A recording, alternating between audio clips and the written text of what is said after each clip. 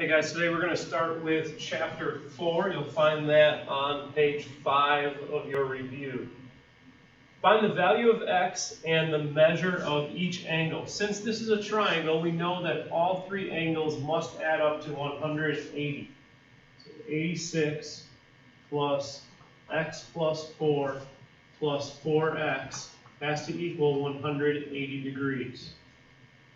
I've got like terms here, 86 and 4 makes 90, and then like terms here, x and 4x makes 5x. Next, I should subtract 90, so I get 5x equals 180 minus 90 is 90. And last, divide by 5, 90 divided by 5 is 18. Okay, so there's my value of x, which I am asked for. I'm also asked for the measure of each angle. So one angle is 86. I don't have to do any work to get that one. Another one is 4x, so 4 times 18. 4 times 18 is 72 degrees.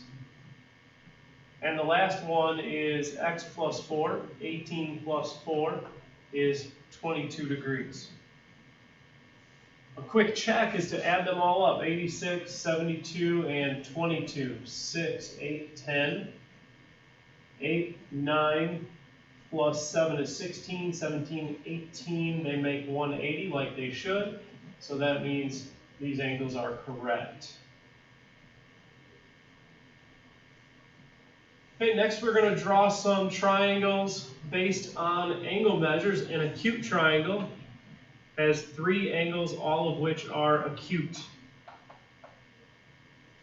A right triangle has 1 right angle. An obtuse triangle has 1 obtuse angle.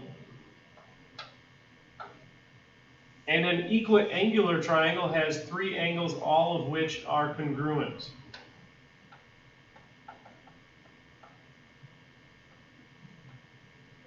So that is equiangular.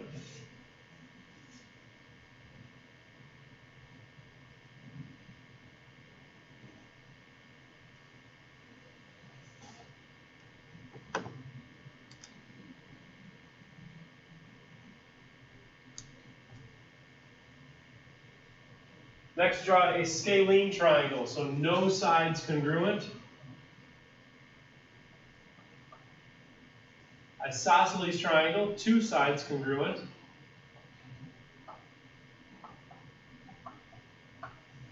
And an equilateral triangle, all 3 sides congruent.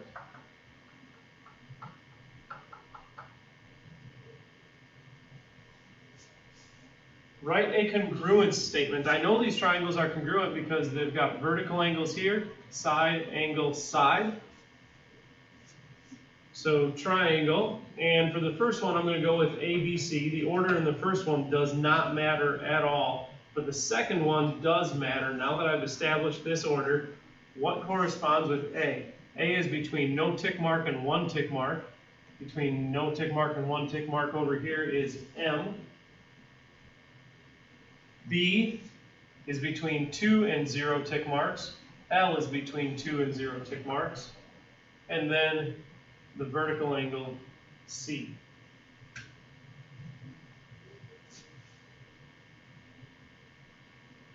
Okay, triangle GOP is similar or is congruent to triangle ACK. Find the measure of angle O. Angle O corresponds with angle C. Angle C is 80 degrees, so the measure of angle O is 80 degrees. The length of segment AC. AC, that's the first 2 letters. That goes with GO. GO is 12, so the length of AC is 12. And the measure of angle P corresponds with angle K. Angle K, I don't know, so I can't do it that way, but I do have 2 angles out of this triangle, so I could do 180 minus 70 minus 80. So 180 minus 70 minus 80 is 30. And that is the measure of angle P.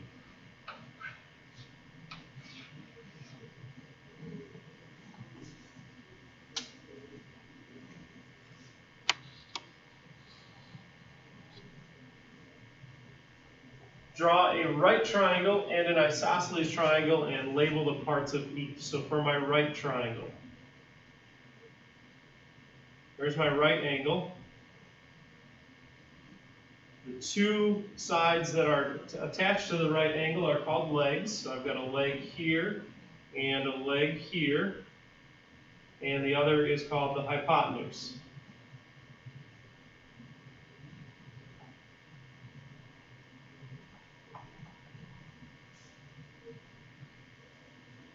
For an isosceles triangle,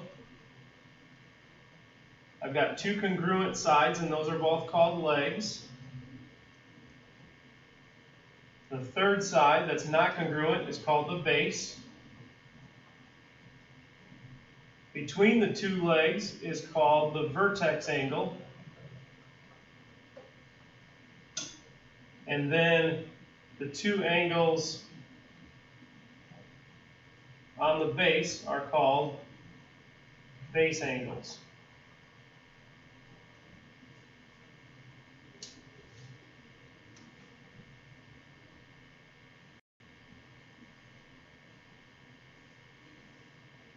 What theorem or postulate would you use to prove each set of triangles congruent? There's a pair of vertical angles here. I've got an angle, side, angle. Here I've got a reflexive. I've got side, side, angle, but that doesn't work. That does happen to be a right angle though. So these are right triangles. This part of the right triangle is a hypotenuse. This part of that right triangle is a leg. So I've got hypotenuse leg. A reflexive here gives me side, angle, side. Vertical angles gives me angle, angle, side. And another reflexive gives me side, side, side.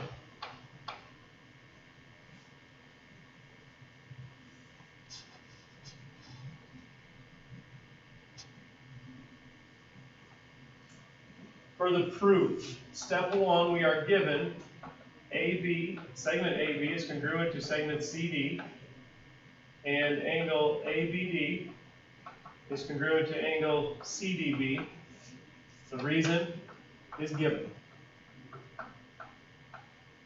I'm going to mark these things. AB is congruent to CD. Angle ABD is congruent to angle CDB.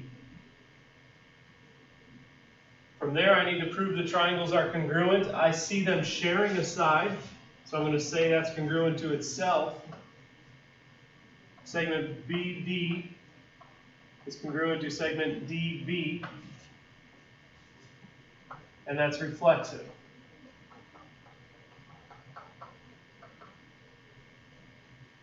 And that gives me side, angle, side. So for step 3, triangle ABD is congruent to triangle CDB by side, angle, side.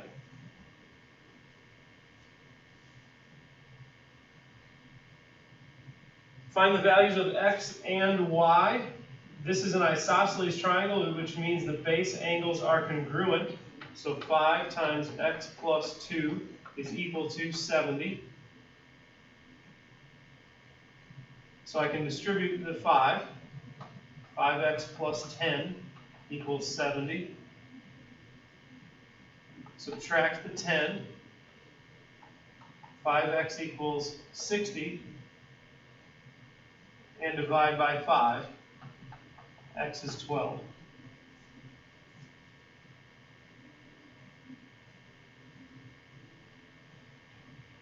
Now if I plug that 12 in right here, 12 plus 2 is 14. And 14 times 5 is 70. And that tells me this is correct because these two should be the same. Now I can find the value of y. 180 minus 70 minus another 70 leaves me with 40.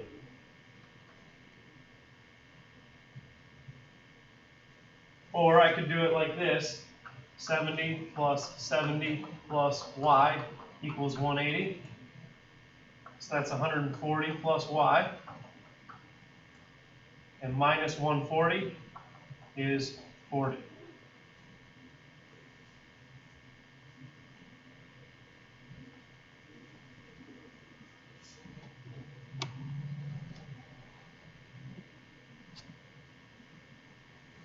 Okay, on to chapter 5. Given that DE is a midsegment is connecting midpoints of two sides. It's parallel to the third side, and it's half the length of the third side. So what's going to really help us here is that this midsegment is half the length of this side, so that means x has to be 14. What helps us here is to know that midsegments connect midpoints. So if this side is 8, this side is 8. And what helps here is to know that a midsegment is half the length of the parallel side. Half of 34 is 17.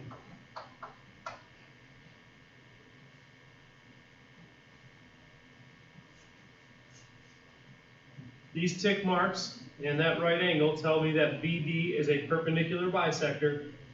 And any point on a perpendicular bisector is equidistant from the endpoints of the segment, which means 11x minus 9 is equal to 6x plus 11. I'm going to subtract 6x, so I'm canceling something from this side, so I'm going to cancel something else from the other side. So I get 5x equals 20, and divide by 5 to get x equals 4. It says find the value of x. I have done that. So I'm finished. Because this is a bisector, an angle bisector, and I know that because these are congruent, the perpendicular distances to the sides are the same. So 6x minus 17 is equal to 3x plus 7. I'll subtract 3x, and because I'm subtracting and canceling something from the right, I'm going to cancel something else from the left. 6x minus 3x, and 7 plus 17. 24 divided by 3 is 8. And because this point is equidistant from the sides of the angle, that tells me this is an angle bisector, so these are congruent. 5x minus 2 equals 4x plus 5. Minus 4x and plus 2 gives me 1x equals 7.